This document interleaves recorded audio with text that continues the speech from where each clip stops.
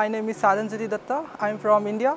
I completed my Bachelor of Technology Engineering degree in Food Technology and Management, and now I am a food science engineer.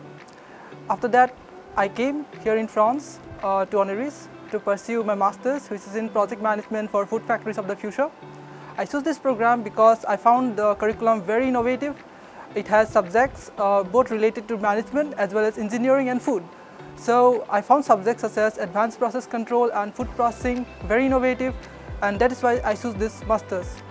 And furthermore, the master's contributes towards both energy, environment, and also the food processing. So all these three together makes a very good combination. And currently I am pursuing my internship to complete my master's thesis, which is where I am working on starch heating kinetics.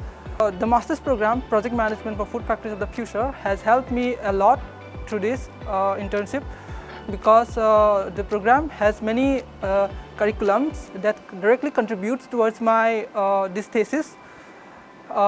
Hence, I am very confident that I will get very interesting outcomes. And furthermore, after this master's, I would like to work on international organizations where I can give my contributions to both nationwide and worldwide.